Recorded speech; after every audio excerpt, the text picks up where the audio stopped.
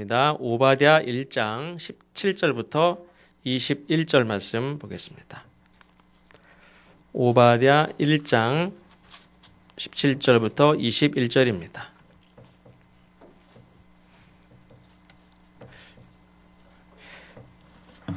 제가 가지고 있는 성경은 1286쪽입니다. 한 절씩 교독하시고 21절 마지막 절은 함께 봉독하겠습니다. 오직 시온산에서 피할 자가 있으리니 그 산이 거룩할 것이요 야곱 족속은 자기 기업을 누릴 것이며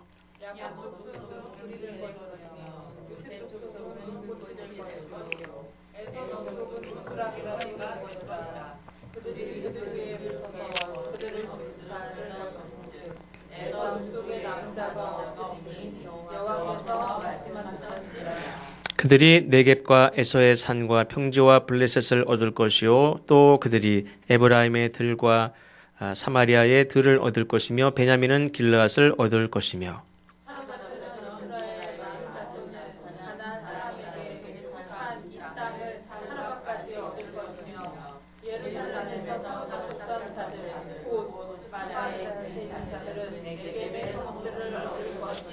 같이 읽겠습니다. 구원받은 자들이 시온산에 올라와서 에서의 산을 심판하리니 나라가 여호와께 속하리라. 아멘. 이 오바댜서는 성경에서 가장 짧은 한 장으로 이루어진 성경의 말씀입니다. 이 오바댜 선지자가 남긴 하나님의 말씀은 분량으로 보면 단 한 장의 말씀입니다. 이 오바댜는 왕실 선지자도 아닌 것 같습니다. 엘리야와 같은 어떤 능력을 이렇게 보여줬던 그런 선지자도 아니고 이사야나 에레미야와 같은 그런 카리스마가 있는 그런 선지자인지도 잘 모릅니다. 그냥 오늘 주신 말씀 한 장에 으로만 이렇게 유추해 볼 수 있는데 또 에스겔 선지자나 다니엘과 같이 환상을 보거나 그런 환상을 해석하는 이야기도 없습니다. 그러니까 오바댜 선지자가 얼마나 대단한 선지자냐 이건 잘 모릅니다. 이 오바댜 선지자에 대해서 그 얼마나 지식이 많은지, 얼마나 대단한 선지자인지, 어떤 능력이 있는지, 어떤 이적을 베풀었는지 이거는 전혀 알려져 있지 않습니다. 그리고 이 오바댜 선지자는 남유다의 마지막 왕 시드기야 왕 시대에 활동한 것으로 알려져 있습니다.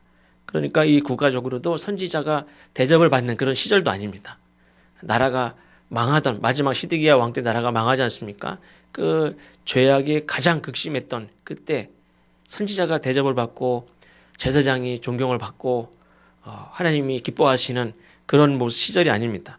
백성들에게 존경을 받는 시절도 아닙니다. 오히려 선지자가 무시를 당하고 잡혀가서 죽고 하는 시절이니까 참 비참한 시대고 하나님의 말씀이 선포되지만 아무도 하나님의 말씀을 듣지 않는 그런 시대니까 영적으로는 굉장히 답답한 시대고 아주 암흑의 시대다.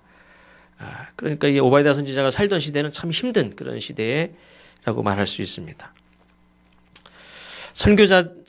선지자들이 남긴 이 성경 말씀이 곧 저들이 한 설교라고 한다면 이 오바댜 선지자가 남긴 설교는 단 한 편입니다. 단 한 편이고 21절이니까 한 절 A4 용지에다 써도 한 장도 안 되는 분량입니다. 근데 저는 오늘 6장을 준비했습니다. 오바댜 선지자는 단 한 장을 딱 선포하고 그거 외에 남은 게 없는데 저는 오늘 한 번 설교하는데 벌써 6장을 준비했습니다. 단 한 편의 설교, 딱 한 장의 설교를 한 사람이라고 볼 수 있는데 그러면 그가 전하는 하나님의 말씀이 짧다고 해서 이 오바댜 선지자가 좀 부족한 사람이냐? 그가 전하는 하나님의 말씀이 많은 사람들에게 읽혀졌느냐? 그렇지 않습니다. 엘리야나 에레미야나 이런 사람들과 같이 많은 사람들이 듣고 많은 사람들이 거기에 응답을 하고 또 이렇게 역사적으로도 보면 후대에 많은 사람들이 이렇게 읽혀진 그런 말씀이냐? 그렇지 않습니다. 단 한 편의 설교. 많은 사람들에게 읽혀진 말씀이 아니라고 해서 그러면 그 오바댜 선지자가 이사야나 뭐 엘리야나 이런 사람보다 못한 사람이냐? 그렇지 않습니다. 중요한 것은 누구를 통해서 전해졌든 중요한 건 하나님의 말씀이 중요한 거지. 엘리야냐 에스겔이냐 지난주에 말씀드린 대로 농부 출신 선지자였던 이 아모스 선지자든 아무 상관없이 단 한 장의 말씀을 설교를 했던 그 말씀을 남겼던 그게 오바댜 선지자든 엘리야 선지자든 중요한 것은 하나님의 말씀인 줄로 믿습니다. 그렇게 알고 우리는 오늘 말씀을 나누려고 합니다. 오바댜 선지자를 통해서 주신 말씀의 핵심은 에돔 족속들의 죄가 무엇인가 하는 것입니다. 에돔 족속 많이 들어보셨죠? 에돔. 그러면 하나님께서 왜 오바댜 선지자를 통해서 에돔의 죄가 무엇인지를 왜 드러낼까? 근데 에돔이라는 사람이 이스라엘과 분명히 관계가 있으니까 에돔이라는 사람들의 죄를 이렇게 드러내시겠죠. 그러면 에돔 족속들이 에돔 백성들이 이스라엘 백성들과 무슨 관계가 있느냐? 왜 저들의 죄를 언급하느냐? 사진 한 장 보겠습니다. 이 에돔 족속은 가나안 땅 중에서 이 남쪽 이 사해 맨 아래 거 보여주시죠. 네, 그 위에 사진이 옛날 사진입니다. 그래서 초록색 부분은 늘 말씀을 드린 대로 왼쪽 애굽의 나일강, 또 이 팔레스틴 가나안 땅, 적과 꿀이 흐르는 땅이라고 성경에서 표현하는 이 가나안 땅, 또 오른쪽은 메소포타미아, 유프라테스 강 있는 오른쪽에 바벨론 이렇게 되어 있죠. 그래서 이 지역이 다 비옥한 땅. 그래서 벌써 애굽과 메소포타미아 이 두 지역이 세계 인류 문명 발상지 4군데 중에 벌써 2군데가 여기 있죠. 이 비옥한 초승달 지역에 이 홍해 아래쪽에 홍해라 써 있죠. 그다음에 뾰족하게 삼각형이 있는 여기가 그 시내 반도죠. 이스라엘 백성들이 애굽을 건너서 이 시내 반도에서 40년 동안 돌아다니면서 결국에는 가나안 땅에 들어가는데 그 에돔이라고 빨간색으로 쳐 있는데 그곳이 왼쪽으로는 이제 아래 지도를 보면 왼쪽으로는 이스라엘, 오른쪽으로는 요르단 이렇게 돼 있죠. 그 아래쪽 경계가 에돔입니다.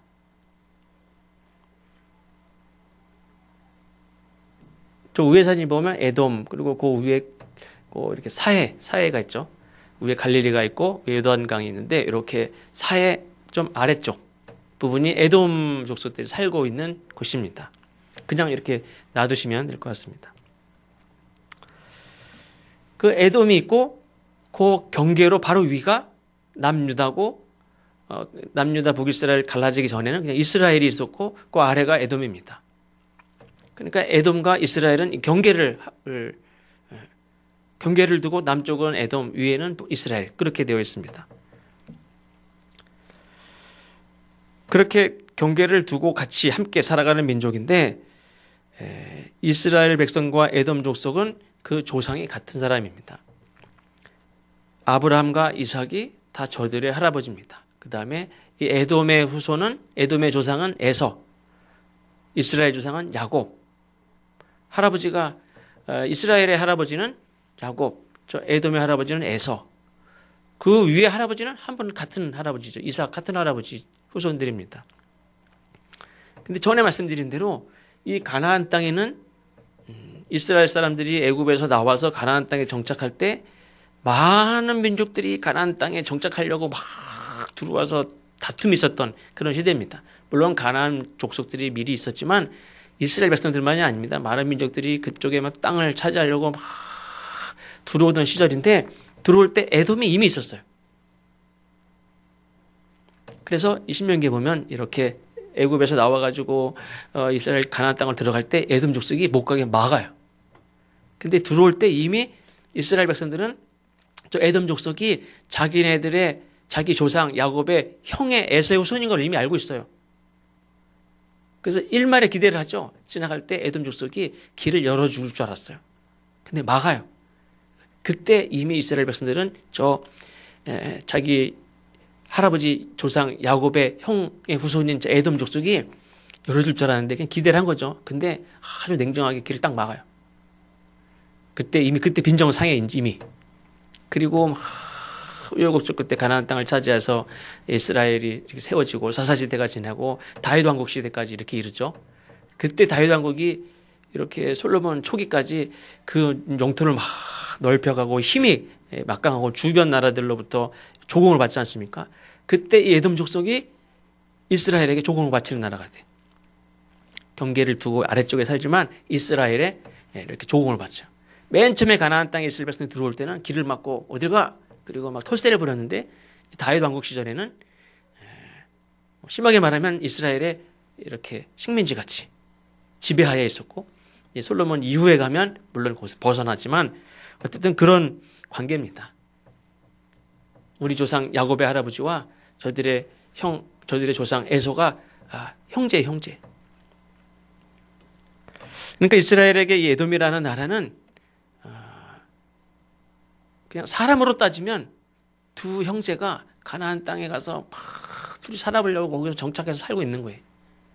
야곱의 후손들과 형 에서의 후손들이 그 가나안 땅에서 그 다른 많은 민족들이 막 싸워가며 전쟁하며 살아남느냐 사라지느냐 그 가나안 땅에서 막 정착하며 살려고 그거 할 때 그 두 형제의 나라 후손들이 거기서 막 살려고 하는데 옆집 윗집 아랫집이 지금 이스라엘과 에돔 족속인 거예요. 그러면 둘이 잘 도우면서 살아야죠. 도우면서 사는 게 아니라 다 싸우며 살아요. 혈육으로 보면 형제 나라죠. 근데 어떤 때는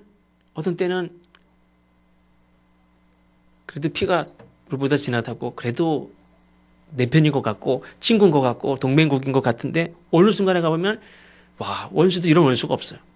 그냥 너무 서로에게 배신을 감을 주고 서로 적대시하고 원수지간이 됩니다.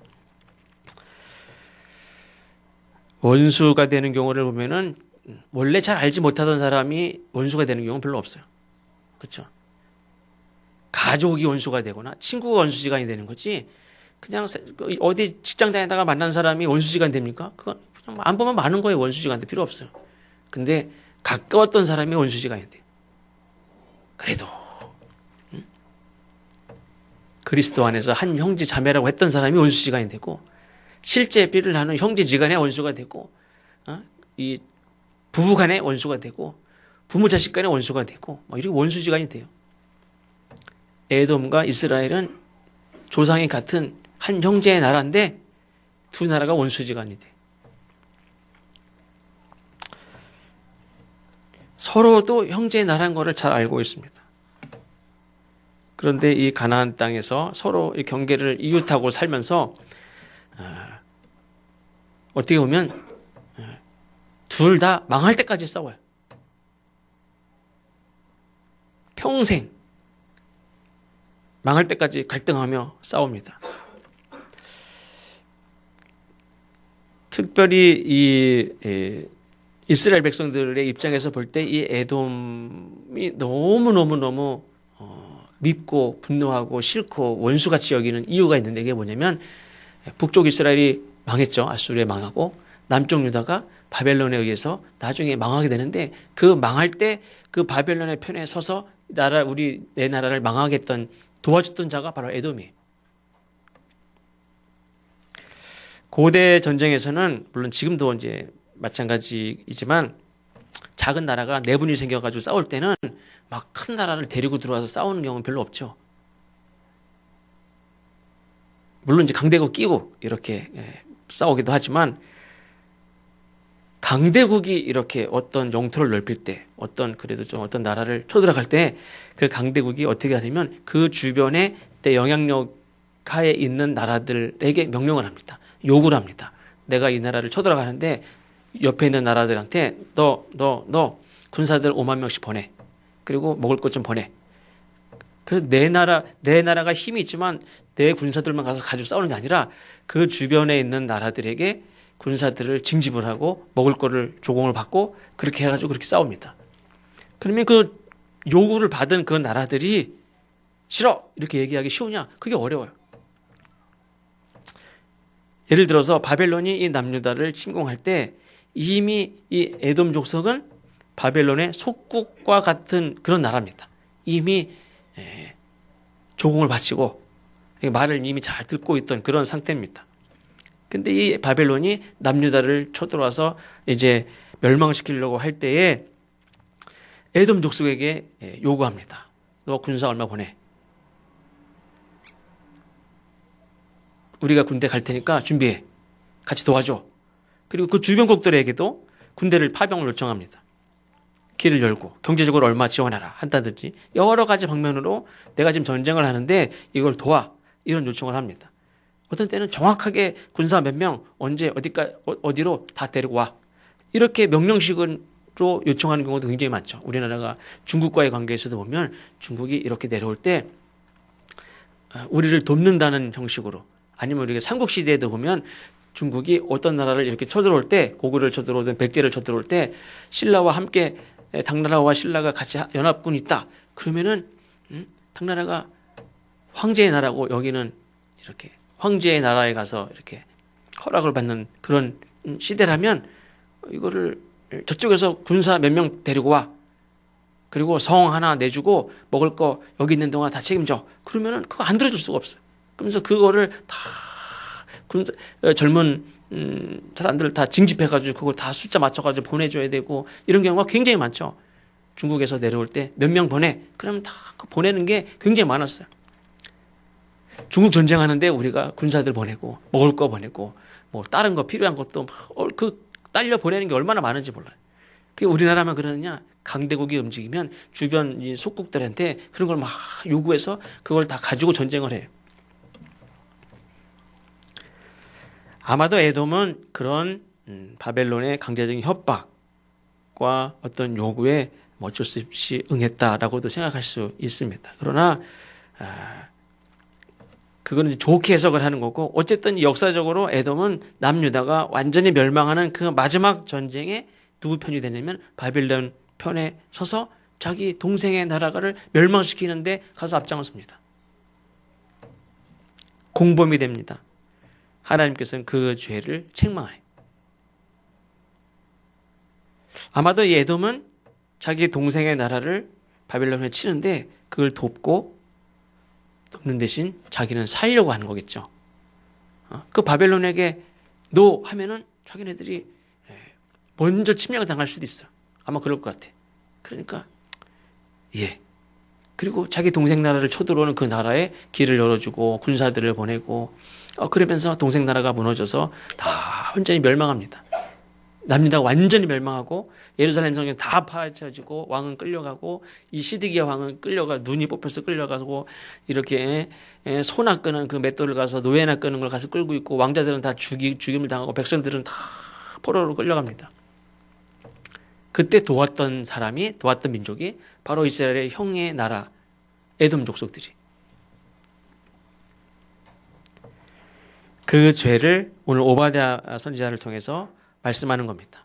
하나님은 이스라엘의 하나님이기도 하지만 이 에돔 족속 에서의 후손의 하나님이기도 해. 하나님이 에돔 족속은 상관없으니까 저들의 죄에 대해서는 나도 몰라. 그렇지 않아요.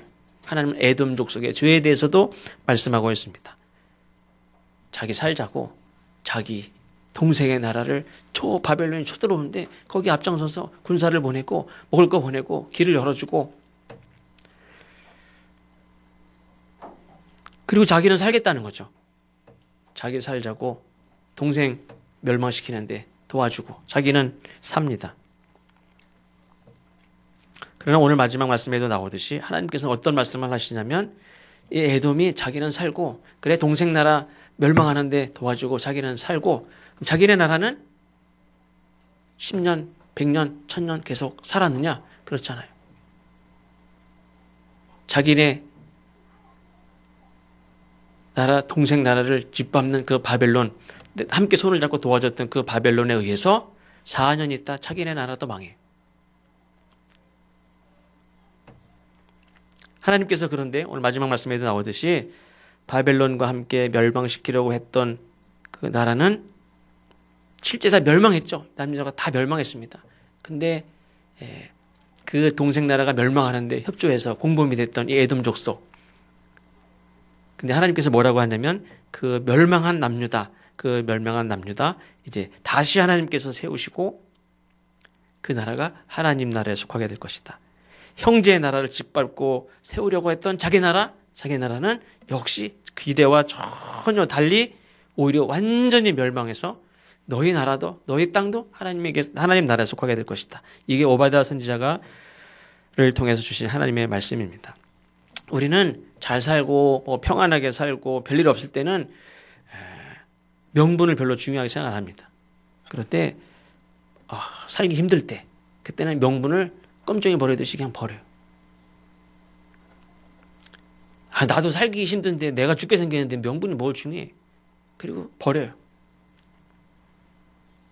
나도 잘 살아야지. 내가 애 키우면서 내가 어떻게 살아. 나도 내 삶 살 거야. 애를 버려요.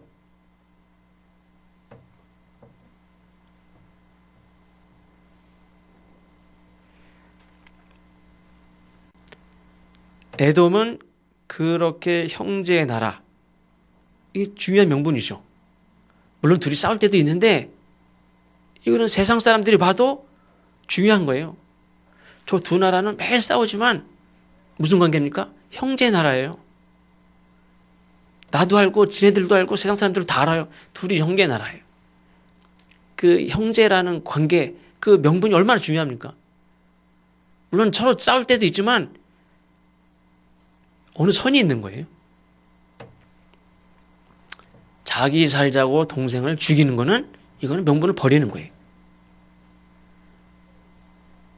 자기 살자고 정당방위로 도둑이 강도가 들어와 죽이는데 그 사람을 정당방위로 막는 거는 그걸 때리는 거는 정당방위예요. 정당방위. 나 살자고 동생을 죽이는 건 이거는 아무 명분이 없어요. 사람들은 자기 살자고 나 살자고 친구를, 나 살자고 동생을, 나 살자고 가족을 버릴 수 없는 거예요. 명분은 뭡니까? 죽으면 같이 죽는 거지. 굶어도 같이 굶고 싸울 땐 있어도 그래도 어느 정도가 있는 거죠. 나 살자고 어떻게 버립니까? 나 살자고 죽입니까? 근데 에돔은 그 형제 나라, 같은 혈육, 같은 피를 나눈 형제 나라예요. 근데 그 명분을 버려요. 왜? 자기 살려고. 예전에 저들의 조상 에서가 하나님이 정하여 주신 장자라는 명분을 가볍게 여기고, 야, 내가 배고파 죽겠는데 명분이 뭐 반명해 주냐? 그게 뭐가 대수냐? 그러면서 팥죽 한 그릇에 그 명분을 팔아버린 죄. 그 후손들이 그 죄를 또 짓고 있어요. 유전적인 게 무슨 암이나 무슨 다른 무슨 이런 것들 유전적인 것들도 있죠. 그래서 내 부모님 위암이다. 그러면 자식들도 조심해야 되고, 내 혈압이 안 좋다. 그러면 심장이 안 좋다. 심장도 조심하고. 그런 게 어느 정도 있는 것 같아요. 100%는 아니지만 조심해야 돼. 근데 에서의 후손은 에서는 어떻습니까? 야, 내 배고파 죽겠는데 장자의 명분 그게 뭐 중요하냐? 그리고 팔아버려. 그걸 우습게 여기 명분을. 근데 이 후손들이 어떻게 합니까? 야, 형제 좋아하시네. 나 죽게 생겼는데 형제가 중요해? 그래서 동생을 짓밟고 자기네들이 사는 그 결정을 이 에서의 후손들이 지금 오늘 했단 말이에요. 형과 동생의 관계는 우리가 가위바위보로 정한 것도 아니고 하나님 주신 거예요. 하나님이 정하신 명분을 아무렇지도 않게 버리는 사람. 남편과 아내의 관계로 주어진 명분도 하나님이 정하신 것이니 사람이 나누지 못할지니라. 이런 선언을 하고 예식을 하지 않습니까? 물론 그냥 너 좋지? 나도 좋아. 오케이. 그래서 결혼하는 사람도 있어요. 요즘엔. 그렇죠? 예식이 특별히 하지 않고.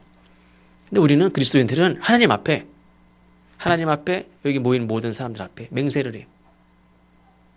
우리 관계는 하나님이 맺어주신 관계다. 지엄한 하나님의 뜻이라고 믿고 그렇게 살아요. 사실은 성격이 안 맞아서 헤어지고 안 맞는 것도 중요한데 많은 걸 고민하지만 정말 고민해야 될 건 뭡니까? 하나님이 정하신 명분을 내가 깨뜨릴 것인가? 그게 제일 중요해요, 사실은. 내 성격, 나랑 안 맞는 거, 이게 그것도 중요하죠, 사실, 살면서.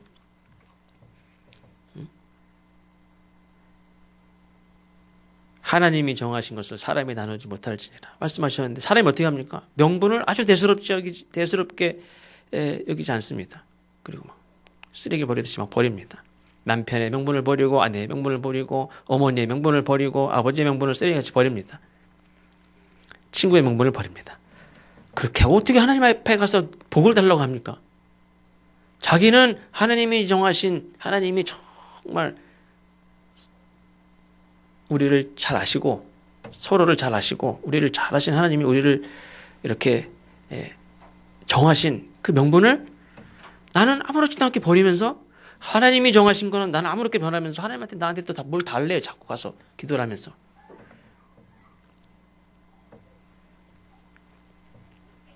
생명보다 어떻게 보면 또 명분이 귀한 거예요. 사람이 목숨을 버리지 않습니까? 언제 버립니까? 사랑하는 여인을 위해서 목숨을 버리는 남자들이 있어요. 언제 목숨을 버립니까? 나라와 민족을 위해서. 나라와 민족을 위해서 기꺼이 목숨을 버려요. 이건 명예로운 거예요. 명분이에요. 내가 한 목숨 죽는데 어차피 다 죽는데 내가 이때 이 나라 민족이 참 어려울 때 이 나라가 위급할 때 이 나라 위해서 내가 한 목숨을 바쳐서 이 나라가 세워진다면 이때 바치는 게 얼마나 귀합니까? 명분이 참 중요해요.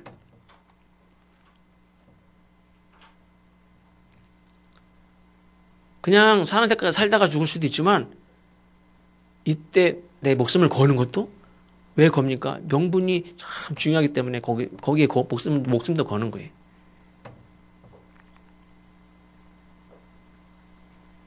그러니까 어떻게 보면 목숨보다 명분이 더 중요하죠. 근데 그 명분을 장자의 명분을 가인이 아벨을 쳐 죽이고 나서 하나님이 네 동생이 어디 있느냐 그랬더니 내가 뭐 내 동생 지키는 자입니까? 그렇지 않습니까? 그럼 형이 동생을 돌봐야지. 동생 어디 있는지 형이 모르면 동생이 가서 애들한테 어떤 애들 처맞는데 가가지고 내가 뭐 내 동생 지키는 자입니까? 내가 왜 상관을 해? 지가 처 맞든 뭐 넘어지든 다치든 죽든 내가 뭔 상관이야? 이게 형입니까? 형이 아니지. 하나님이 형으로 세워졌으면 동생과 형의 관계를 맺어줬으면 형은 형의 명분을 그걸 다 해야 그 사람의 가치가 있는 거예요. 근데 거기서 자기의 형의 명분을 딱 모른 척해. 내가 뭐 내 동생 지키는 자입니까? 그 명분을 버려요. 형의 명분을 알지 못하고 짓밟아 버리면서 그러면서 잘 살길 바란다는 거는 복을 받길 바란다는 건 말도 안 되는 거예요. 근데 이 사람이 하나님의 자녀냐? 이건 말도 안 되는 일. 자기의 배고픔이 하나님이 주신 장자의 명분보다 더 중요하게 여겨가지고 팥죽 한 그릇에 팔아버리는 그 에서의 후손들이 어떻게 합니까? 형제 동생의 나라를 팔고 자기 목숨을 부지하는 거예요. 그 모습을 이 오바댜 선지자가 10절, 11절에 이렇게 고발합니다. 고발. 내가 내 형제 야곱에게 행한 포악으로 말미암아 부끄러움을 당하고 영원히 멸절되리라. 내가 멀리 섰던 날 곧 이방인이 그의 재물을 빼앗아가며 외국인이 그의 속문에 들어가서 예루살렘을 얻기 위하여 제비 뽑던 날에 너도 그들 중 한 사람 같았느니라. 이 오바댜 선지자는 남유다 사람이죠. 내 나라가 망할 때 내 형의 나라 에돔 족속들이 저 멀리 서가지고 동생 나라가 지금 다 짓밟혀서 죽고 끌려가는데 이렇게 보고 그 다음에 다 멸망한 다음에 막 전리품들을 막 가져가잖아요. 그때 왕이 명령을 해요. 그냥 힘센 사람이 막 가져가지 말고 제비뽑기를 해서 가져가라. 장군이 뭐 어떤 힘 있는 사람이 막 야, 다 될 거야. 그럼 가져가잖아요. 그렇게 하지 못하게 제비뽑기를 해요. 전리품들을 다 놓고 다 제비 뽑아요. 해운 건 추첨하는 거예요. 그때 에돔 족속, 이 남유다의 형의 나라 족속들이 같이 제비뽑기 하는 사람들 중에 같은 사람들이라는 거예요. 자기 동생 나라를 짓밟고 멸망시켜놓고 그 전리품 하는데 나도 하나 가져갔으면 그래서 제비뽑기 할 때 그거 기다리고 있는 사람들과 똑같았다는 거예요. 16절에 보면 너희가 내 성산에서 마신 것 같이 이렇게 기록합니다. 그러니까 에돔 족속들이 예루살렘을 멸망시키러 들어온 바벨론 군사들과 함께 예루살렘에서 이 예루살렘 점령을 축하하고 예루살렘 멸망을 축하하고 저들과 함께 술을 마셨다는 거예요. 누가? 내 형제의 나라가 동생 나라를 멸망시키는데 같이 동조하고 같이 거기서 전리품을 제비 뽑아서 가져가고 같이 축하하고 술 마시고 그렇게 했다는 말이에요. 당장 내 배고파 죽겠는데 명분이 뭔 상관이냐 하면서 형의 명분을 버렸던 그 에서의 후손들이 결국 아까 말씀드린 대로 나 죽게 생겼는데 명분이 무슨 상관이냐. 형의 위치가 무슨 상관이냐. 그래서 저 이방인들과 하나가 돼서 동생을 쳐 죽이는데 힘을 보태고 동생이 죽어가고 동생들이 막 끌려가고 동생을 판 자가 어떻게 하고 있습니까? 막 제비 뽑고 그러는데 멀리 서가지고 예루살렘을 얻기 위하여 제비 뽑던 그들 중 한 사람과 같았다. 이게 오바댜 선지자가 남유다 백성들이 보는 이 에돔 족속들의 모습입니다.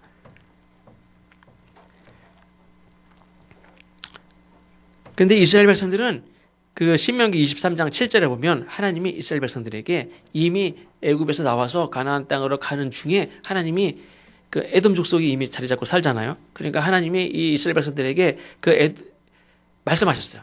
그 에돔 족속은 에돔 사람들 미워하지 마라. 에돔 사람 미워하지 말라. 그는 내 형제 이민이라. 신명기 23장 7절 말씀입니다.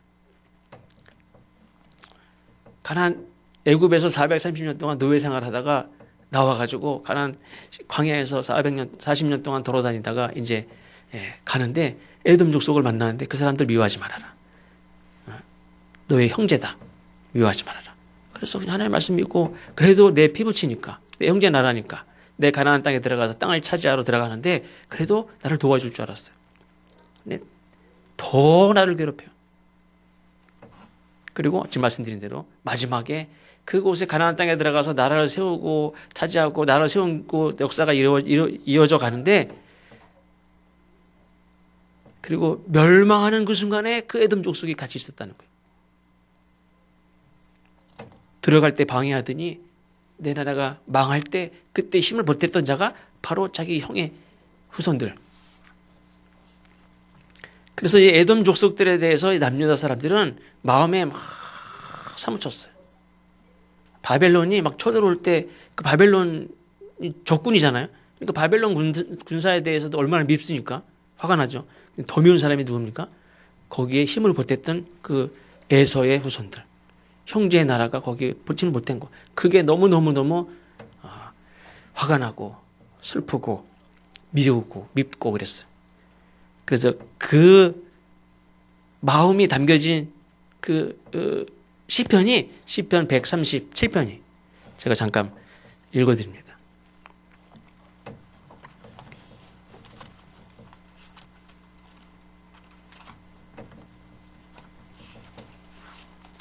이 시편 137편 말씀은 이스라엘 백성들이 이제 나라가 망했죠. 나라가 망해가지고 나라가 망할 때 누가 도와줬다고요? 자기 형제의 나라 에돔이 바빌론을 도와가지고 막 망하게 했어요. 그리고 망해가지고 많은 사람들이 바벨론을 끌려갔습니다. 가서 노예 생활을 합니다. 종살이 합니다. 식모살이 합니다. 137편 1절부터 읽어드립니다. 7절까지. 우리가 바벨론의 여러 강변 거기에 앉아서 시온을 기억하며 울었도다. 그 중에 버드나무에 우리가 우리의 수금을 걸었나니 이는 우리를 사로잡은 자가 거기서 우리에게 노래를 청하며 우리에게 황폐하게 한 자가 기쁨을 청하고 자기들을 위하여 시온의 노래 중 하나를 노래하라 함이로라. 우리가 이방 땅에서 어찌 여호와의 노래를 부를까? 예루살렘아 내가 너를 잊을진대 내 오른손이 그의 재주를 잊을지로다. 내가 예루살렘을 기억하지 아니하거나 내가 가장 즐거워하는 것보다 더 즐거워하지 아니할진대 내 혀가 내 입 천장에 붙을지로다. 여호와여 예루살렘이 멸망하던 날을 기억하시고 에돔 자손을 치소서. 바벨론에서 지금 멸망한 나라 백성들을 데려다 놓고 야 노래 좀 해봐. 야 너 악기 좀 연주해봐. 야 춤 좀 춰봐. 이렇게 하는 거예요. 내가 원래 기타도 치고 피아노도 치는데 노래도 잘하는데 내가 노래 부를 일 있어요? 내가 그 기타 치게 생겼어요. 그러니까 기타 갖다 버려. 노래 안 해. 너무너무 슬퍼요. 점점. 그러면서 마지막에 하는 말이 뭐냐면 여호와여 예루살렘이 멸망하던 날을 기억하시고 에돔 자손을 치소서. 자기 나라를 멸망시킨 건 바벨론인데 멸망한 날을 생각하면 더 기억나는 건 저 에돔 사람들이. 여호와여 예루살렘이 멸망하던 날을 기억하시고 에돔 자손을 치소서. 그들의 말이 헐어버리라 헐어버리라 그 귀족까지 헐어버리라 하였나이다. 그때 저 에돔 사람들이 남유다가 바벨론에 의해서 멸망할 때 저 에돔 사람들이 형제의 나라 백성들이 막 했던 말이 생생해요. 지금도 생생해. 헐어버려라 헐어버려. 다 부셔버려. 다 죽여버려. 다 헐어버려. 야 그 귀족까지 다 헐어버려. 막 그랬던 사람이 바로 에돔 형제의 나라 사람들이었다는 거예요. 그게 바벨론에 포로로 잡혀와서 그 멸망하던 날만 생각나면 그 에돔 사람들의 말이 생각나는 거예요.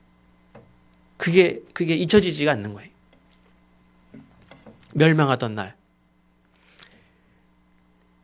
그 멸망하던 날. 하나님 기억해 주십시오. 그날 에돔 사람들이 한 짓을 하나님 아시죠? 그게 기억해 주십시오. 저들이 뭐라고 했는지 하나님 아시죠?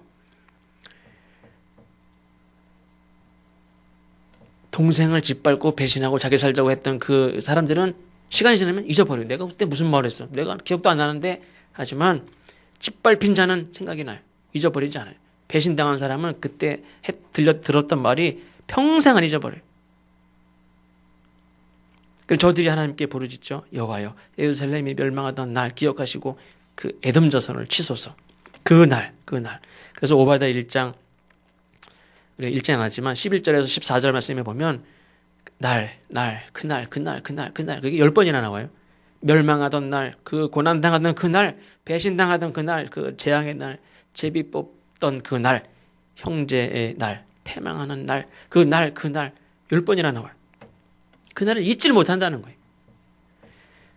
근데 이 오바댜 선지자는 잔인한, 냉정한 자기 살자고 형제의 명분을 버린, 그리고 또 자기들의 사는 거처는 요새에 있다고 안전하다고 자만하는 그 저들에게 뭐라고 얘기하냐면 너희들이 행한 대로 그대로 되돌려 받게 될 것이다. 이렇게 말합니다. 15절 말씀에 여호와께서 만국을 벌할 날이 가까웠나니 내가 행한 대로 너도 받을 것인즉 내가 행한 것이 내 머리로 돌아갈 것이라. 형제의 나라에 한 짓 그대로 안갚음을 받게 될 것이다.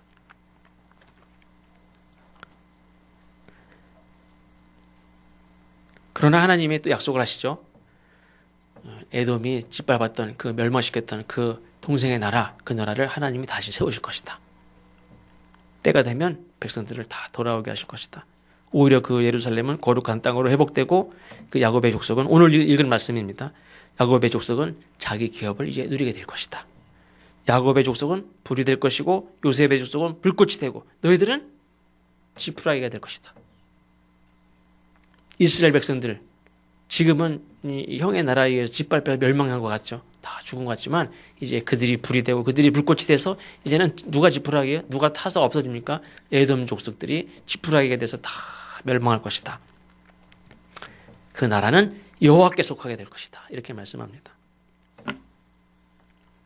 그래서 21절 말씀에 보면 구원받은 자들이 시온 산에 올라와서 에소의 산을 심판하리니 나라가 여호와께 속하리라. 이 말씀은 다 실현이 됩니다.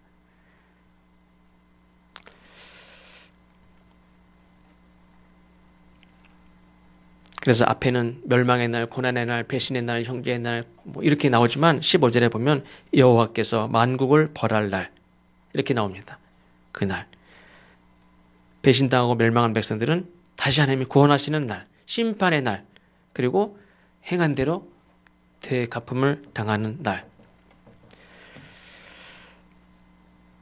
성경에 보면 어떤 때는 그렇죠. 성경에 왜 앞에 야곱과 에서 싸운 얘기는 많이 나오죠.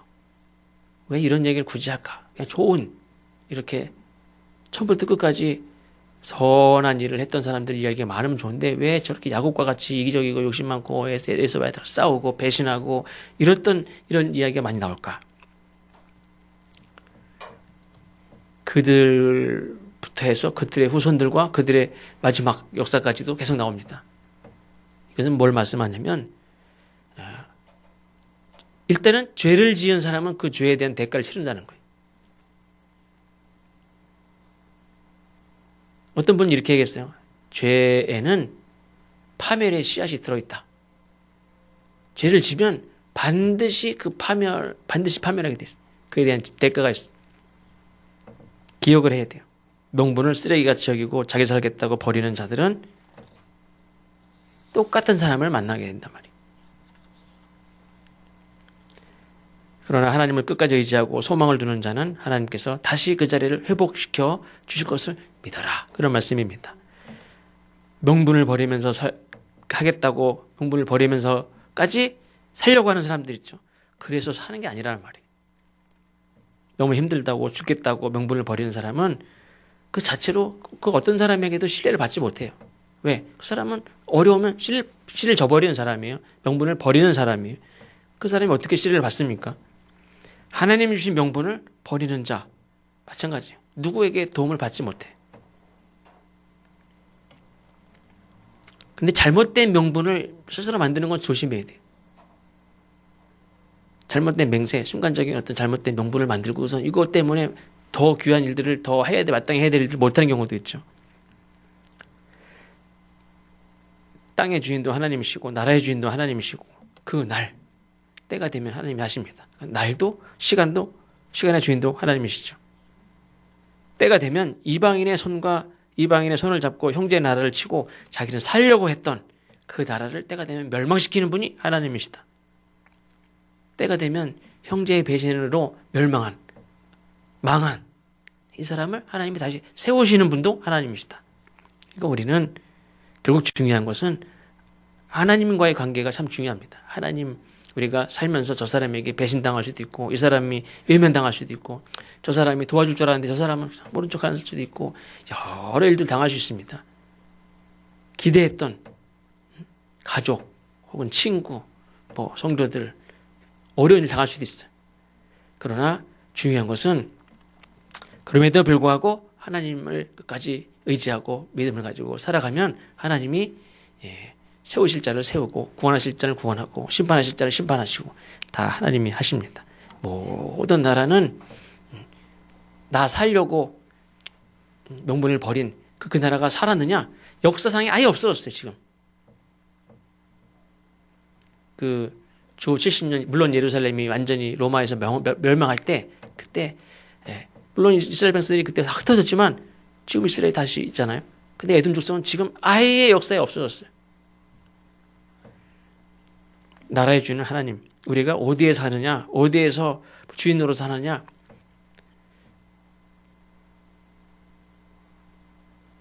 이 나라의 왕으로 40년을 왕으로 통치했다고 해서 그 나라가 자유일 겁니까? 어떻게 나라가 자유일 겁니까? 하나님 마음만 먹으시면 나라를 아예 없앨 수도 있어요. 그 민족 자체가 없어질 수도 있어요. 땅의 주인도 하나님이시고 그 시대에 하나님이 그 사람을 세운 것뿐이지 내 것이라고 할 수 있는 게 아무도 없어요. 중요한 것은 우리가 어느 나라에 사느냐도 중요하지만 우리가 물론 대한민국에 살게 된 거 참 감사한 일이죠. 그러나 중요한 것은 하나님 나라에 속하는 게 제일 중요합니다. 하나님께 속해 있는 거, 하나님의 나라에 속해 있는 거, 하나님과의 관계가 바로 되어 있는 거. 그 외에는 삐걱거리고 또 싸울 때도 있고 맞을 때도 있고 다 끊어진 것 같기도 하고 별의별 일이 있어도 그래도 괜찮아요. 하나님 안에 있으면. 그래서 우리가 그런 믿음을 가지고 이 세상을 살아가시기를 주의 이름으로 축원합니다. 기도하겠습니다. 하나님 감사합니다.